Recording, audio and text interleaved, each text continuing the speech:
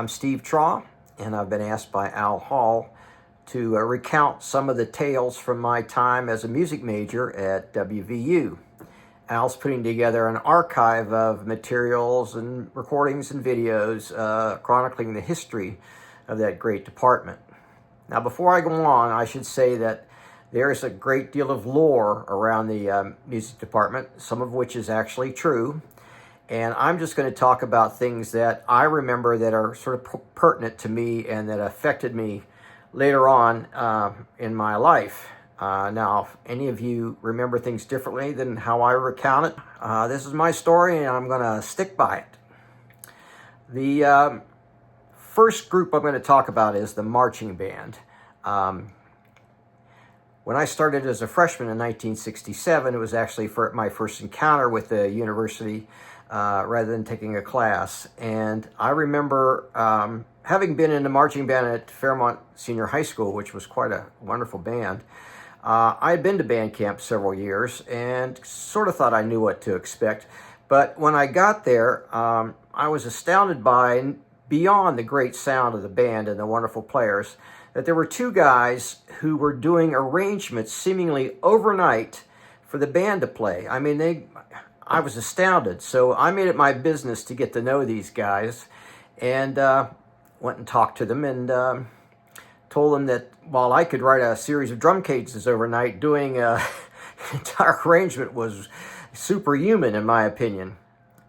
Some of you may have already guessed that this was an exceptional situation, and the two guys were Jay Chataway, who went on to record and write the theme for Star Trek and do other things in Hollywood, and the equally talented Jeff Taylor, who went on to be in the U.S. Navy band and was a head of that band for a while. And they were gracious enough to ask me to collaborate with them and write the percussion parts to one of their arrangements.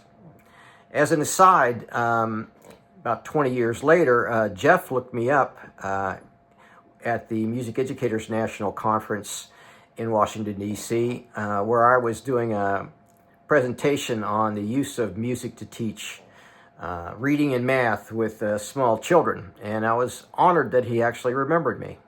I'm wondering how many of you were part of the second memory that I want to relate, and that is also took place in Washington, D.C. It was when we went and played for the presidential inaugural parade of Richard Nixon. Now, there were a lot of bands from all over the place playing in that parade, and we distinguished ourselves. Our little band of 80 people were talked about as having the biggest sound of any band there. And we heard this from spectators and other members from other bands. And so it was a proud thing to know how good we were. Now, speaking of pride, the next story I want to relate has to do with whether we were going to become the pride of West Virginia. At that time, the band was all male, and we were only sort of semi-domesticated and want for having a good judgment at times. Anyway, we were getting ready to play a halftime show honoring Bach, and one of the drills we were practicing was spreading out across the field 80 yards and spelling B-A-C-H. Now, in order to do our maneuvers, and maybe this is still common, we were handed these sheets of graphs of the field, and it delineated where each rank was supposed to go. You know, you had 16 counts to get here or there, and that's why that's the way we worked it out. So I think it was about Wednesday, all of a sudden we got new graphs, and we're told use these instead of the ones you've been given. And so we're all huddled around trying to figure out what to do. We didn't know why, but we're going to go ahead and do it. And there were sort of smiles on the faces of the guys who handed out the charts. And I should say that at the time when we were rehearsing, we were in front of the Twin Towers, specifically the girls' tower. And a lot of the girls would, watch us practice out and enjoyed that. So anyway, we start playing and marching, and lo and behold, instead of spelling out Bach, we spelled out the F word 80 yards across. And pandemonium reigned. The girls in the dorm started throwing their underwear out the windows, and Bud Udell almost fell off the ladder he was conducting from, and in short, a good time was had by all, and it's one of my most precious memories. I could only imagine what a scandal it would be if it happened today.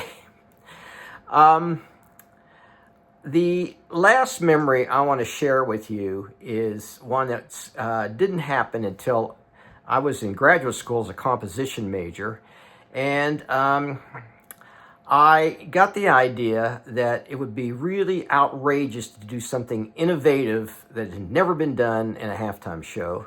And I wanted to honor West Virginia as the mountain state by writing a piece that depicted the formation of the Appalachian Mountains, which are the oldest mountain range in the world.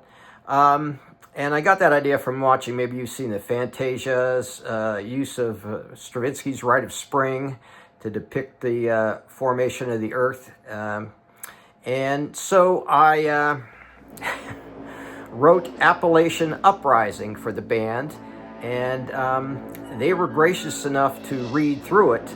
And I have a recording of that read-through, and I've got it on my YouTube channel if you want to listen to it. But needless to say, it would have been a scandal if they had played that piece at a halftime show.